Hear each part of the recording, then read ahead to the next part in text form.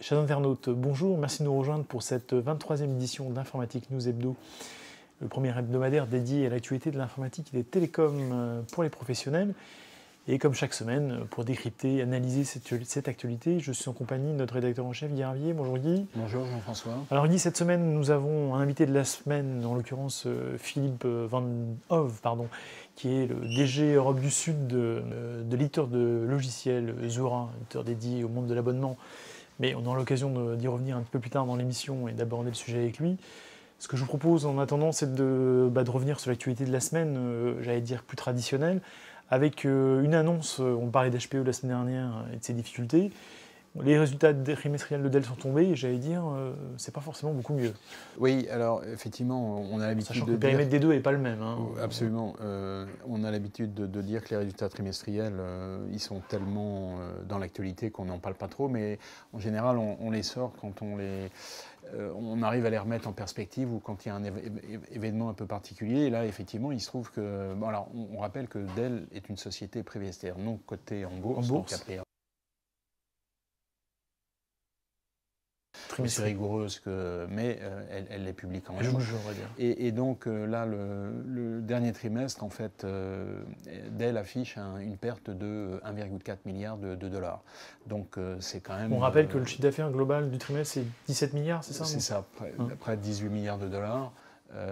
Donc c'est quand même... oui, c'est significatif quand même. C'est important, c'est pour ça qu'on le relève. Si on regarde l'activité, alors c'est difficile parce que maintenant, toute l'activité avec EMC est consolidée, donc c'est difficile de comparer par rapport à l'année dernière, mais donc effectivement les ordres de grandeur, c'est un chiffre d'affaires de 18 milliards de dollars, et quand on décompose ça, en gros, il y a les deux grosses activités qui sont l'activité PC, qui reste quand même très importante, puisque c'est près de 9 milliards, et puis l'activité serveur et stockage, qui a été boostée avec l'arrivée de EMC, bien sûr, et qui approche les 7 milliards de dollars. Donc on voit à peu près les grandes masses, et donc cette perte de 1,4 milliard de dollars est expliquée par les dirigeants de Dell par un prix très élevé ces derniers mois, à la fois des mémoires RAM et puis des mémoires SSD. Sachant qu'il y a une forme de pénurie sur le secteur. En fait. Oui, c'est ça. Effectivement, le prix est plutôt expliqué par la pénurie, par une demande assez forte que pour des raisons techniques, parce que le prix globalement est quand même en train de chuter. Et sur le long terme, j'entends. Et donc c'est un peu une surchauffe momentanée. Mais je dirais que cette explication assez ponctuelle et peut-être pas tout à fait satisfaisante. C'est pour ça qu'on regardera avec intérêt les résultats des prochains trimestres pour voir s'il y a vraiment un problème structurel ou si c'est un accident, je dirais conjoncturel. Entre les cessions, les rachats, etc. On ne sait pas très bien comment tout ça est comptabilisé. Donc, en plus, ce sont des matières que je ne maîtrise pas beaucoup. Donc, on regardera ça avec intérêt. Sachant quand même qu'évidemment, il serait important pour Dell de retrouver, de repartir dans une bonne direction parce qu'ils ont encore près de 50 milliards de dollars et qu'il faut les rembourser. À rembourser. Donc, suite à l'emprunt pour acheter EMC. Donc, c'est quand même significatif. Alors, on en avait parlé récemment. Michael Dell, qu'on avait vu quand on était allé à Bruxelles, à Las Vegas, récemment, avait dit qu'en fait, il comparait les deux situations quand il était coté en bourse et quand il en était sorti en termes financiers. Finalement, il était assez satisfait de la solution actuelle qui ne lui imposait que des remboursements annuels en termes, pour rembourser les emprunts qui ont été contractés, de l'ordre de 2 milliards de dollars par an. Donc c'est quand même important par rapport à un montant supérieur à ce que c'était précédemment. En termes de dividendes, en fait, ça. Il comparait les dividendes versés et donc la situation était plus confortable, mais enfin il faut quand même il faut les rembourser. Oui, il faut quand même dégager un peu de cash, les dividendes, c'est compliqué. On peut ne pas en donner, les remboursements, il faut les faire. Donc on suivra ça avec beaucoup d'intérêt le trimestre prochain. Très bien, c'est noté. Alors on change complètement d'univers et on parle des startups, puisque c'était la semaine dernière Vivatech. Et on revient sur finalement le constat général d'environnement, vous en parlerez peut-être d'ailleurs avec votre invité, d'environnement positif sur le marché, sur les startups en France.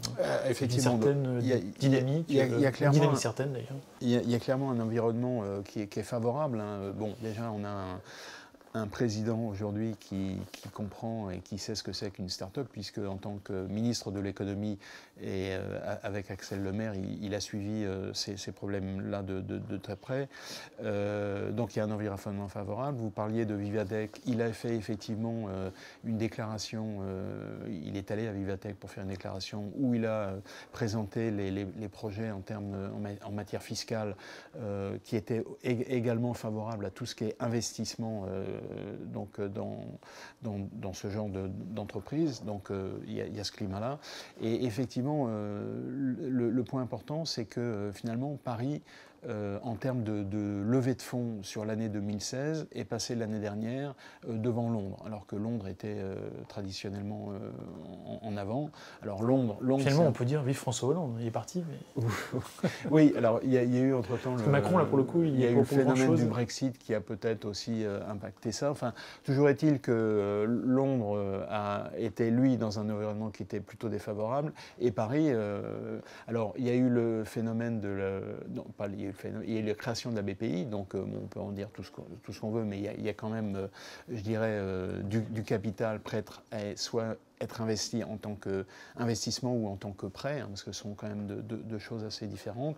Il y a 5 ans, la French Tech n'existait pas. Bon, elle existe aujourd'hui, elle a une existence, il y a une animation. La BPI a été créée également avec une orientation forte sur les startups. Il y a eu des succès qui jouent un peu le rôle de locomotive. Hein. Criteo, on ne connaissait pas il y a 5 ans. Aujourd'hui, c'est quand même la grande réussite française. Blablacar aussi, quand même. Alors, Blablacar, effectivement, vous avez raison, mais elle est plus installée dans le paysage culturel. Ouais. Et puis, elle n'a pas cette image... de tech. Oui, c'est ça. Enfin, c'est assez étonnant. Criteo, c'est vraiment le pur produit de la start-up française. Donc, j'avais toujours en tête... une réflexion d'un financier qui disait en France il y a beaucoup de start mais pas encore beaucoup de up. Donc c'est toujours vrai. Il y a un environnement qui est favorable, il y a de l'argent maintenant, il y a des startups. Et donc là, l'idée, ça va être vraiment de concrétiser tout ça avec de futurs Criteo qui devraient arriver sur le marché. Donc je dirais que tout est prêt pour que ça arrive. Maintenant, il suffit que ça arrive. Il n'y a qu'un faucon. Il faut que ça arrive vraiment. Très bien. Écoutez, sûrement un sujet sur lequel on aura l'occasion aussi de revenir dans les prochaines semaines et voire les prochains mois. On revient finalement sur le même terrain qu'on a évoqué au départ avec Dell, puisqu'on parle d'HPE, et on reparle d'HPE, et d'annonces produits, parce qu'il y avait une conférence aux États-Unis la semaine dernière, oui, avec pas mal d'annonces qui montrent que finalement HPE est reparti à l'offensive sur la partie produit. Je dirais que là c'est un peu chacun entre Dell et HPE, chacun son tour fait des annonces, mais donc il y a quelques semaines, c'était Dell qui annonçait la 14e génération de ses PowerEdge. Là c'est HP qui annonce la 10e génération de ses ProLiant.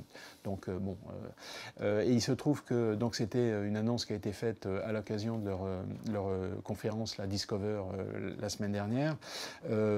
Et c'est une annonce sur laquelle HPE n'a pas beaucoup communiqué dans la mesure où on sait que sur les serveurs, il y a toujours des puces Intel dedans et Intel a imposé une confidentialité sur les performances de ces processeurs puisque ces serveurs-là vont pouvoir héberger la nouvelle génération des processeurs Xeon qui va être présentée en juillet. Même si on connaît déjà pas mal de choses, mais en tout cas, HPE n'a pas beaucoup communiqué sur l'aspect performance technique de ces systèmes, a mis en avant plutôt l'aspect sécurité. On sait que la sécurité, c'est vraiment le problème qui est en train de s'imposer comme le problème numéro 1. Donc a insisté là-dessus, tout comme l'avait fait Dell d'ailleurs, en disant que c'était des serveurs qui, pour la première fois, on pouvait les présenter comme des serveurs sécurisés. Et là, en fait, il y a deux choses qui ont été présentées. Donc, il y a la nouvelle génération de ILO, donc c'est le logiciel d'administration et qui permet aussi la sécurisation du système, qui intègre un processeur de chiffrement. Donc, ça permet de faire en sorte qu'on ne puisse pas changer la configuration du système. Donc, tout ce qui est système d'exploitation, firmware, pilote, etc. Donc on est sûr qu'il y a, en gros, il n'y a pas d'intervention extérieure qui peut entraîner de modifications particulières. Et puis il y a aussi l'injection d'intelligence artificielle sous forme de machine learning qui permet d'optimiser le fonctionnement du serveur. Donc je dirais que auparavant, enfin, il n'y a pas si longtemps, les fournisseurs de serveurs mettaient en avant tout ce qui était performance, aspects techniques. Et là, on arrive à des notions qui sont un petit peu plus complexes, donc liées à la sécurité, liées à l'optimisation du fonctionnement, des choses comme ça. Et puis, il y avait aussi une annonce périphérique qui était un microserveur. Donc ça, c'est pour à la fois des TPE ou des agences qui sont déportées. Donc microserveur qui a été également présenté avec un prix qui défie toute concurrence, qui démarre à $400. Donc c'est vraiment quelque chose qui fonctionne en étant connecté à un serveur central. Donc voilà les annonces qui ont été faites par HPE à cette occasion de Discover. Très bien. Alors ça, c'était pour la semaine passée. Pour la semaine à venir, finalement, bon, on reste un peu sur le terrain du hardware, parce que vous avez souhaité parler d'une initiative en matière de fonds d'investissement, un fonds d'investissement dédié au hardware. Oui. C'est assez original. Constitué en Europe, donc, ou en France même, et qui a levé, je crois, en amorçage plus de 20 millions d'euros. Voilà, alors effectivement, on parlait de l'environnement favorable aux startups. On est toujours un peu dans cet environnement-là en termes d'investissement. Et c'est vrai que quand on regarde le profil de toutes les startups qui sont créées soit dans la Silicon Valley, soit même en France, le logiciel est quand même extrêmement présent. Et là, c'est un fonds d'investissement qui s'appelle Hardware Club, donc comme son nom l'indique, c'est très orienté matériel, qui a été créé en 2005, qui a eu déjà quelques investissements en amorçage, donc c'est le premier niveau d'investissement dans une start-up, et qui donc là vient de créer le premier fonds, donc Hardware Club Fund One, donc dans lequel la BPI et le Crédit Mutuel Arkea ont investi pour un montant, comme vous l'avez rappelé, de 25 millions d'euros. Donc c'est quelque chose qu'on voulait signaler, parce qu'effectivement le fait que ce soit dans le hardware, c'est une chose qui est déjà un peu particulière. Alors évidemment, hardware et tout ce qui est Internet des objets, hein, on sait qu'il y a évidemment du réseau et du logiciel, mais il faut mettre des capteurs et des choses comme ça. D'ailleurs, Alain Barreto, notre journaliste à Silicon Valley, avait reçu il y a quelques semaines Soitec, oui. Qui est eu, alors maintenant peut-être plus une start-up, mais en tout cas qui était un des acteurs importants du hardware informatique sur le marché français. Absolument. Et alors l'autre point qui est intéressant aussi à souligner, c'est que c'est un modèle qui est un petit peu différent des modèles d'investissement traditionnels. C'est un modèle communautaire, c'est-à-dire qu'en gros on adhère, on devient membre de ce club. Donc je crois qu'il mentionne 260 entreprises qui sont participantes et adhérentes. Et donc ensuite, on soumet le projet à la communauté, et donc il faut avoir l'aval de la communauté pour qu'elle puisse investir dans votre projet. Donc c'est un modèle un petit peu différent dont on voulait parler pour ces deux raisons-là. Orientation hardware, ça c'est pas classique, et puis ce modèle communautaire qui est un petit peu différent, avec parmi les deux, alors on cite BPI et Crédit Mutuel Arkea, il y a aussi Foxconn qui est aussi impliqué dans l'histoire. Donc bon, c'était intéressant à signaler. Très bien. Bah, écoutez, ça c'était pour la semaine à venir. Et puis on conclut par un coup de gueule, hein, je crois qu'on peut appeler ça comme ça, puisque on a lu la semaine dernière dans la presse les résultats de l'audience de Google par rapport à une potentielle amende fiscale, et visiblement Google échapperait à la bagatelle d'1 milliard d'euros d'amende Oui, fiscale. oui. Alors effectivement, le tribunal administratif a donné un avis selon lequel, ou plutôt au terme duquel Google n'aurait pas à payer.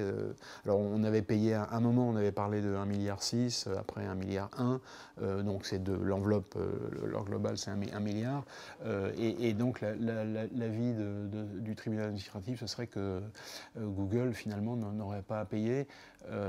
Donc on ne va pas rentrer dans les détails, mais enfin c'est vrai que ça paraît quand même un peu surréaliste. Il y a Google, mais il y a tous les autres, hein, Facebook, etc., dont on sait qu'ils sont implantés partout en Europe et qui font transiter les comptes vers les pays qui sont fiscalement les plus intéressants pour échapper à l'impôt.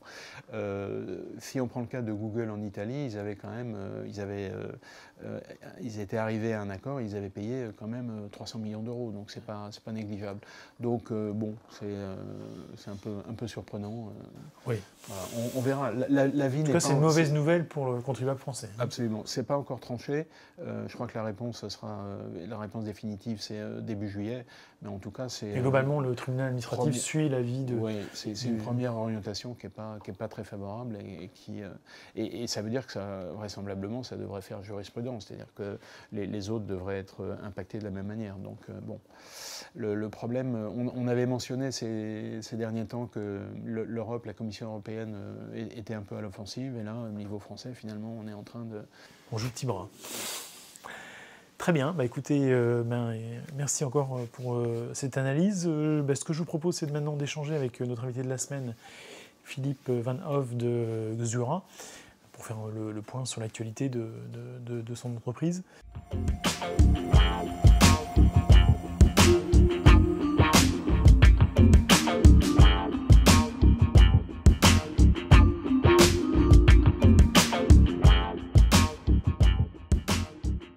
Bien, cette semaine, nous avons le plaisir de recevoir Philippe Van Hove, qui est vice-président pour l'Europe du Sud. Donc l'Europe du Sud, c'est la France, le Benelux, l'Italie, l'Espagne. Donc le vice-président pour l'Europe du Sud de la société Zura. Philippe Van Hove, bonjour. Bonjour Guy. Alors avant de parler de Zura, vous savez que le rythme dans cette interview, c'est de nous dire un peu l'actualité qui a retenu votre attention la semaine passée. Donc l'actualité de notre secteur, mais une actualité qui peut être dans un domaine un petit peu plus large. Donc qu'est-ce qui, pour vous, la semaine dernière, a retenu votre attention? Alors, il y a une annonce qui a particulièrement retenu mon attention jeudi dernier. C'est l'annonce qui a été faite par Emmanuel Macron pour lancer le French Tech Visa, qui est quand même une démarche exceptionnelle déjà par sa nature d'ouverture, mais qui surtout est là pour récompenser toute la dynamique de l'investissement du capital risque et de la dynamique des startups en France. Puisqu'aujourd'hui, en 2 mots, donc ça permet cette mesure d'accueillir et de fournir un permis de travail de 4 ans renouvelable sur un modèle de fast track, donc de mise à disposition rapide, à la fois des créateurs d'entreprises, des investisseurs, des employés, rapatrier les familles immédiatement dépendantes de ces personnes, et surtout, ça met en exergue le fait qu'il y a une dynamique phénoménale en France au niveau de l'investissement, au niveau des startups. Il y a quelques chiffres qui ont été cités à l'époque qui sont éloquents, puisqu'ils sont passés entre 2014, nous sommes passés entre 2014 et 2016 à près de 1 milliard pour aller aujourd'hui à 2,4 milliards d'investissements faits en termes de capital risque. Et tout ça en France. Et surtout, lorsqu'on regarde un petit peu les sondages qui sont faits auprès des jeunes 18-29 ans, 60% d'entre eux déclarent vouloir créer leur entreprise. Donc il y a une dynamique d'entrepreneuriat phénoménale. Il y a une capacité à innover en France qui est extraordinaire. Il y a une ingénierie assez fabuleuse. On parlera tout à l'heure des différents marchés que nous adressons, mais l'IoT, la France est une nation qui est extrêmement bien positionnée. Et surtout, il y a cet élan politique maintenant qui permet d'accompagner ces démarches. Donc, bravo. Donc tous les clignotants sont au vert. Absolument. Alors, donc vous parliez de start-up. Zura n'est pas à proprement parler une start-up, parce que vous avez été créé en 2007. Oui. Alors, pour présenter Zura assez rapidement à nos lecteurs qui connaissent déjà, mais je pense que ça fait pas mal de rappeler un petit peu le contexte général. Donc, on vous présente assez fréquemment comme un peu l'éditeur de l'ERP pour le modèle de l'abonnement. Donc vous nous direz si vous êtes d'accord avec cette présentation rapide. On voit bien que le modèle de l'abonnement est en train de s'imposer là où il était sur certaines niches dans tout ce qui était activité numérique, comme les médias par exemple. Il est en train de s'imposer un peu partout avec la transformation numérique. Et puis vous nous direz aussi finalement pourquoi les ERP traditionnels n'ont pas pu ou n'ont pas su suivre cette évolution. Et également, comment vous faites chez des clients qui sont dotés déjà de ces ERP, comment vous faites pour, là où vous êtes installé, pour communiquer avec ces ERP. Donc ça fait quelques questions qui permettront de présenter un petit peu mieux qui vous êtes. Alors, essayons d'être le plus précis possible dans le positionnement, parce que c'est important. Dire que nous sommes l'ERP du modèle d'abonnement, je pense que c'est en partie vrai et en partie ça doit être complété. Puisqu'aujourd'hui, ce qu'on constate, c'est qu'il y a des opportunités fabuleuses qui sont prises par plein de sociétés, qui ont compris qu'il y avait un enjeu énorme à non plus être uniquement dans une vente de produits, qui était parfaitement géré et personnifié par les systèmes ERP, mais accompagner ou créer des nouveaux modèles économiques autour de la vente de services associés aux produits ou purement axés sur du service. On prendra des exemples tout à l'heure. Et ce que l'on constate chez nos clients, la manière dont nous intervenons avec notre solution, donc qui est une plateforme logicielle 100% SaaS, qui permet de démarrer et d'accompagner les entreprises sur le cycle de vie complet de la mise en œuvre et de la monétisation de services.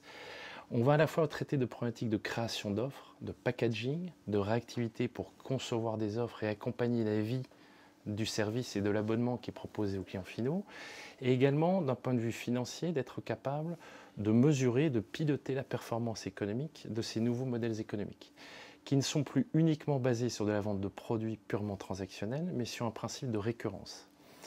Et l'architecture générale qu'on observe chez nos clients, nous sommes perçus et mis en œuvre de la manière suivante. Vous avez en général un système de front office, un CRM, et vous avez un ERP qui est présent chez l'ensemble de nos clients. Ce qui va manquer entre les deux systèmes, c'est une plateforme logicielle du type de Zuora qui va permettre d'accompagner la dynamique de cette relation avec les clients. Et c'est là où on va retrouver les limites du modèle de l'ERP. Parce qu'aujourd'hui, l'opportunité, la manière dont on accompagne nos clients, ce qu'ils voient, c'est que l'attente du consommateur final qui va non plus souscrire purement à l'achat d'un produit, mais va souscrire précisément à un service, c'est d'avoir une dynamique, une flexibilité, une réactivité dans la manière dont on va analyser son comportement de souscription et d'abonnement. Et donc l'idée, c'est que dans l'obsession de tous les vendeurs, c'est l'attrition, la rétention du client, puisque c'est ça ce qui est important. En fonction de son comportement, vous allez pouvoir avoir une flexibilité totale sur la proposition de l'abonnement que vous faites. C'est un petit peu ça l'idée. Exactement. C'est-à-dire qu'on va aller au-delà de la simple perception d'une donnée qui décrit le client dans un CRM, qui est assez statique, et on va y associer des données financières par rapport à l'évolution du comportement d'achat de ce client. Si par exemple il a démarré par une offre gratuite, une offre freemium, qui est un modèle classique d'acquisition de clients qu'on peut retrouver, pour basculer sur une consommation à l'usage, pour demander à un moment de suspendre sa relation parce qu'il va partir en vacances et reprendre son abonnement à son retour de vacances, choisir une nouvelle édition, partir sur un principe de tarification qui va être bundlé avec une offre additionnelle et un produit, et toute cette complexité de facturation et d'accompagnement du cycle de vie de l'abonnement et du client ne peut pas être géré dans un ERP. Parce qu'aujourd'hui, les ERP ne savent pas, ils ont une vision très statique, ils ont été conçus pour accompagner la création d'une offre sur un type de produit, la facturation, la mise à disposition, l'encaissement. Mais dès que vous commencez à mélanger la notion de produit avec des services qui eux-mêmes vont avoir un cycle de vie très différent, qui va varier sans arrêt, les ERP ne vont pas être capables de répondre à cette problématique de flexibilité, de réactivité. Donc la plupart de nos clients ont tous un ERP, ont tous un CRM. Ils réduisent le périmètre fonctionnel de l'ERP à un rôle finalement de livre comptable définitif, dans lequel va être comptabilisé de manière définitive à la fois les ventes de produits et de services. Mais toute la partie qui va être en amont, la plus proche finalement de l'ERP, ça va être la comptabilisation et la mise en œuvre de la reconnaissance de revenus liés à ces modèles d'abonnement, va être pilotée depuis Zuora. Parce que lorsque vous souscrivez un abonnement, lorsque vous avez un client qui souscrit une offre que vous lui proposez, il va s'engager généralement sur une durée d'1 an, 2 ans, 3 ans. La reconnaissance de revenus associée à cet abonnement, ce n'est pas une reconnaissance de revenus classique où vous allez upfront, en début de période, reconnaître la vente. Mais alors, ce qui veut dire que votre produit il peut fonctionner de manière indépendante ou il fonctionne la plupart du temps en complément d'un ERP traditionnel? Alors, il peut travailler de manière indépendante si nous sommes sur un acteur qui a une activité 100% dédiée à de l'abonnement et du service. Donc toute l'activité ERP traditionnelle, c'est-à-dire toute l'activité comptable que vous avez décrite, est prise en charge dans votre solution? Absolument, sur un modèle purement et 100% orienté sur du service et de l'abonnement. Lorsqu'il y a une une complémentarité avec des ventes de produits physiques et un abonnement et un service associé, c'est là où on va nous gérer et piloter la partie service et compléter et enrichir le livre comptable qui va être in fine l'ERP pour pouvoir donner cette vision complète. Nos clients, ce qu'ils nous disent aujourd'hui, il y a un double enjeu pour eux. Il y a des nouveaux parcours qu'ils doivent proposer à leurs clients finaux sur cette flexibilité et il y a de la vente de produits qui est toujours présente. Et aujourd'hui, la flexibilité dont ils ont besoin dans leur système d'information, l'ERP ne peut pas leur fournir.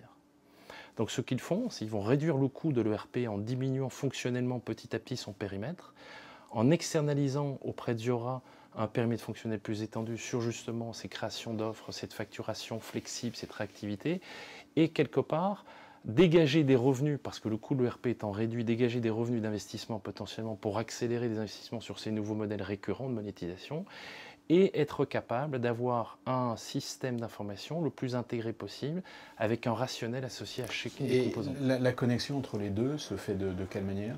Alors nous avons des connexions natives avec des ERP de type Workday, de type NetSuite, de type après les ERP de type SAP, chaque implémentation est très différente. Nous avons des liens et des connecteurs qui nous permettent de nous adapter, mais in fine, nous faisons le cycle de vie de bout en bout avec une intégration en amont dans le CRM, la création des offres, la facturation, les paiements, la reconnaissance de revenus et en bout de chaîne, on réintègre ces données comptables, donc on sert de livre comptable auxiliaire et on réintègre ces données comptables dans l'ERP, SAP, Oracle ou autre. Une question annexe qui me vient à l'esprit, récemment SAP est en train de forcer ses clients qui justement ont des produits comme ça, qui utilisent les données qui sont gérées dans l'ERP à payer des licences. Comment vous vous situez sur cette question-là ?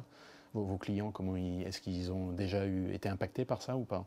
En général, ils le gèrent d'une manière, dans des négociations auxquelles nous ne sommes pas mêlés. Okay.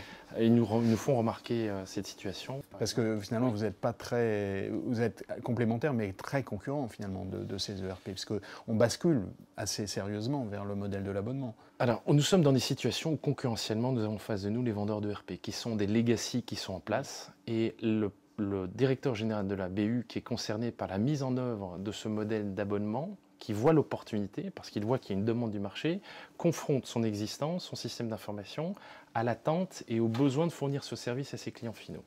Bien entendu, l'ERP qui est en place se prévaut de pouvoir accompagner cette transformation à un coût et surtout avec un périmètre fonctionnel qui soit satisfaisant. La réalité de l'évaluation permet systématiquement, et surtout le retour d'expérience que nous avons avec près de 800 clients dans le monde, et des grands comptes, des sociétés publiques, des gens pour qui il est essentiel de basculer sur ces nouveaux modèles, la réalité nous confirme que ces ERP ne sont pas capables d'adresser ces modèles-là. Donc il y a effectivement une perte de revenus potentiels pour eux, une perte de positionnement sur ces nouveaux modèles, qui sont des modèles de croissance pour les entreprises, et nous sommes effectivement régulièrement en concurrence avec eux. Alors, donc, on a bien compris ce que vous faites, qui vous êtes. Donc, vous avez bien rappelé que vous étiez en 100% SaaS. Donc, aujourd'hui, ça paraît naturel. En 2007, ça commençait à le devenir, mais ça ne l'était pas encore tout à fait. En tout cas, c'est la réalité. Ce qui veut dire que finalement, et vous gérez à peu près, je crois, 40 ou 50 milliards de montants d'abonnement de vos clients. Donc, c'est beaucoup de données que vous pouvez gérer et qui, évidemment, une fois qu'elles sont anonymisées, il n'est pas question de révéler ce que fait tel ou tel de vos clients, mais une fois anonymisées sur différents secteurs, vous permettrez de faire finalement du benchmarking et de donner à vos clients, de les aider à vérifier la pertinence ou non de leurs différents modèles d'abonnement en fonction de leurs concurrents et en fonction de ce qui se passe sur le marché. Est-ce que c'est quelque chose que vous faites déjà ou quelque chose à laquelle vous pensez? Alors c'est fondamental ce que vous expliquez. Il y a un premier point que vous avez cité qui est l'anonymisation complète des données. C'est un point important. Il y a un cadre réglementaire très précis sur ce sujet-là. Mais bien entendu, ce qu'attendent nos clients, c'est qu'on soit capable de les accompagner dans l'analyse de la pertinence de leur démarche, quels sont les modèles qui fonctionnent par verticaux, dans le manufacturing, dans le CPG, dans le retail, dans la santé connectée, dans les services B2B, et on pourra passer en revue quelques clients tout à l'heure. Mais notre objectif in fine, lorsqu'on aura atteint un volume critique de clients, aujourd'hui que nous avons fixé à près de 2000 clients, nous sommes, d'ores et déjà, nous fournissons un index qui permet à nos clients de comprendre à ce jour quelle est la performance relative des sociétés qui sont dans un modèle d'abonnement versus des sociétés qui sont dans un modèle de croissance, de transaction, de vente de produits. Et on fournit déjà des exemples. On sait qu'il y a une croissance 8 fois plus forte dans le modèle de l'abonnement des sociétés qui sont sous modèle d'abonnement versus les sociétés du Standard & Poor's 500. Donc ça, c'est un métrique déjà qu'on diffuse. On est capable de décrire par verticaux les écarts de croissance, par taille de chiffre d'affaires de société, quel est le niveau de croissance sur des modèles d'abonnement versus des chiffres d'affaires qui sont moindres, la nature B2B, B2C, B2N, mélangeant B2C et B2B. Donc on a déjà quelques métriques qu'on partage, mais à terme, oui, c'est notre ambition. Donc en gros, l'idée, c'est vous attendez d'avoir un échantillon représentatif, c'est un peu ça l'idée. On a déjà un échantillon représentatif avec l'ensemble de nos clients, on communique déjà dessus, mais dans la démarche même d'accompagnement de nos clients, on a une démarche d'accompagnement de valeur. On fait des value assessments, des business cases pour expliquer aux clients les parcours qui fonctionnent et les aider à mûrir, parce que c'est très itératif, c'est encore exploratoire, les aider à mûrir leur démarche. D'ailleurs, entre parenthèses, vous êtes concerné par la GDPR, je suppose. Bien entendu. Oui. Bien entendu. Et donc, vous avez une démarche. Bien sûr, nous serons parfaitement. Vous serez prêts parce que c'est essentiel. Absolument. Okay. Alors, on en vient à vos clients. Vous avez cité 800 clients dans le monde, et la plupart, c'est des grosses entreprises. Et certaines sont basées uniquement sur l'abonnement, d'autres sont des utilisateurs de ERP traditionnels. Est-ce que vous pourriez citer deux, trois exemples de clients français qui soient représentatifs de cet échantillon assez varié de clients que vous avez aujourd'hui? Bien entendu. Donc parmi nos 800 clients, on a 100 sociétés publiques cotées en bourse. Oui. Pour elles, ces sociétés, je prends l'exemple des sociétés qui sont dans le monde de l'automobile. Tout le monde a compris qu'on allait acheter de moins en moins de voitures. L'expérience de transport est totalement redéfinie aujourd'hui. Et c'est ça qui est à l'origine du succès de Zuora et de l'opportunité que voient tous les acteurs. Il ne s'agit plus de se concentrer sur comment je vends le plus de produits possible, c'est comment je comprends l'expérience attendue par les clients. Je mets le client au cœur de mon dispositif, j'analyse les usages qui lui plaisent le plus et je construis quelque part une expérience et une marque. La marque n'est plus simplement sur le marketing n'est plus simplement axé sur la marque, mais l'expérience que vont vivre. Oui, en gros, c'est un constructeur, il vend une voiture, mettons, tous les 5 ans, et il vend une voiture, il rencontre son client et il le perd pendant 5 ans, et éventuellement, il va le retrouver 5 ans plus tard. L'idée, c'est de garder le contact pendant toute cette période pour essayer de l'aider et éventuellement de faire un peu de business. Et là, ce principe que vous venez d'écrire, il est valable dans tous les secteurs que nous accompagnons. Je vais vous parler de Royal Canin, vente de croquettes. Je simplifie, c'est la santé de l'animal par la nutrition, voilà la qualité et la proposition de Royal Canin. Ils sont confrontés à un modèle dans lequel ils ont 3 instants critiques aujourd'hui dans leur échange avec leurs clients. Dans la vie du propriétaire de l'animal, il y a 3 instants critiques. Le chiot, je vais voir le vétérinaire pour lui donner les vaccins, le soigner. Il est malade. Je prends l'exemple du chien, ça peut être n'importe quel animal. Il est malade, je vais voir le vétérinaire. Il est en souffrance en fin de vie, je vais voir le vétérinaire.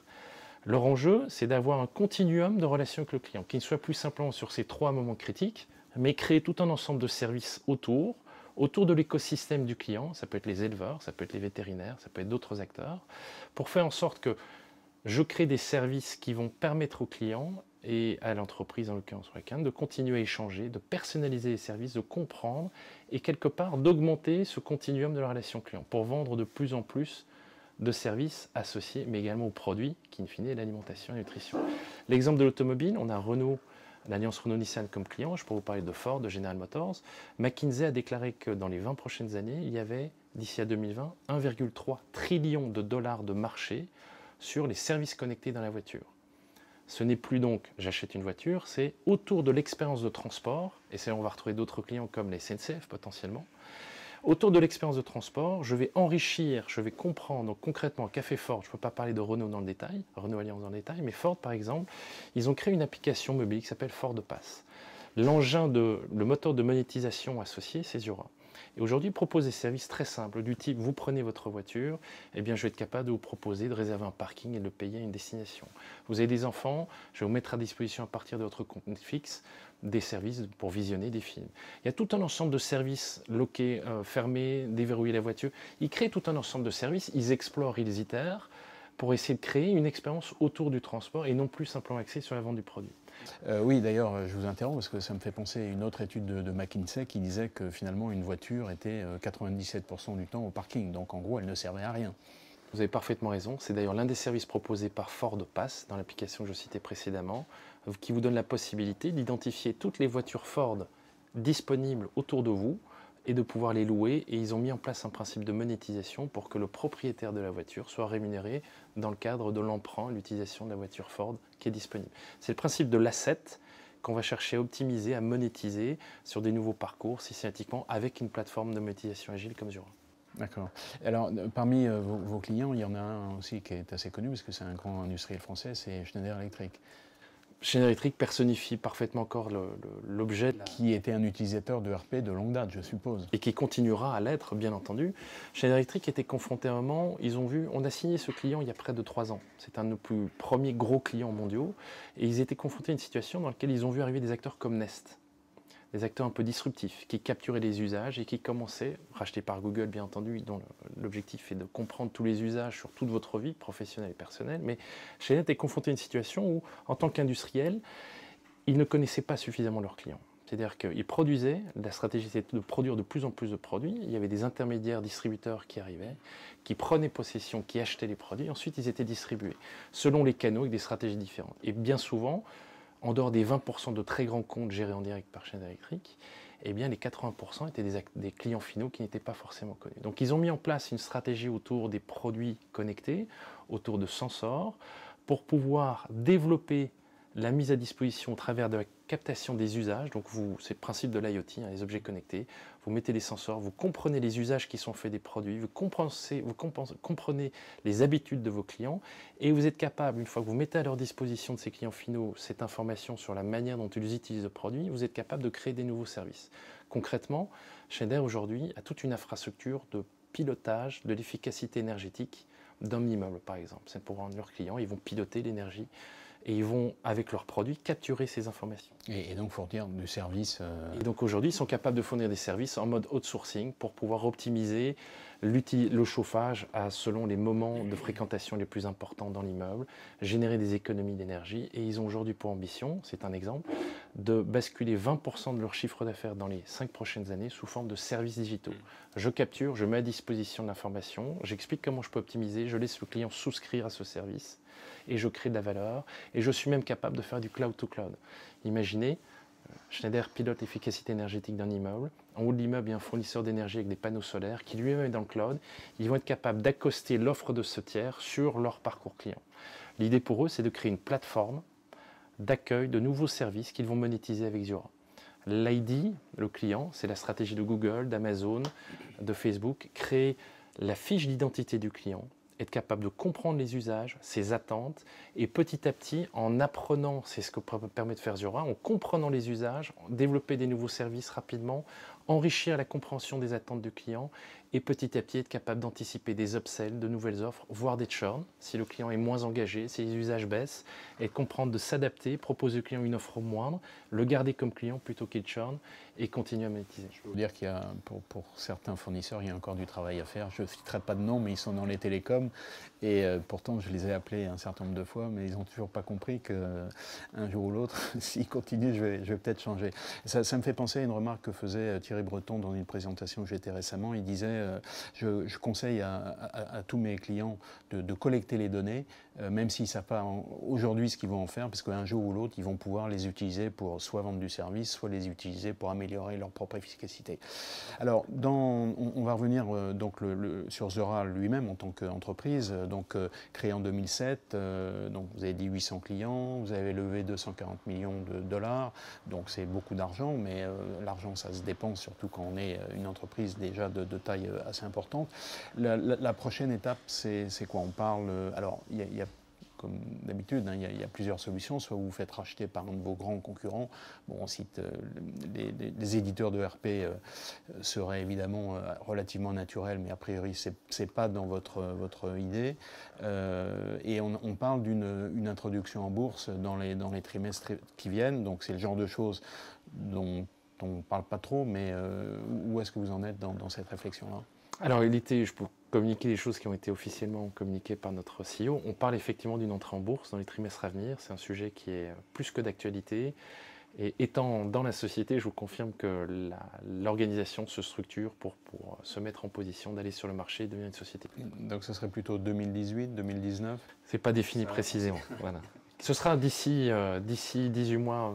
Et alors, sans donner de date, est-ce que vous trouvez que le climat aujourd'hui est plus favorable à ce qu'on a connu ces dernières années? Et on voyait bien que les introductions en bourse sont devenues beaucoup plus rares. Il y a eu beaucoup plus d'investissements privés. Est-ce que le climat est en train de changer un petit peu en ce moment? Oui, je pense que c'est un bien pour tout le monde. Je prends l'exemple de Zuora. On est On sera en bourse en étant break-even, donc en étant à l'équilibre. Et je pense qu'il y a eu beaucoup d'abus de sociétés qui, effectivement, sur des promesses, sont rentrées en bourse sans avoir un modèle économique de rentabilité abouti.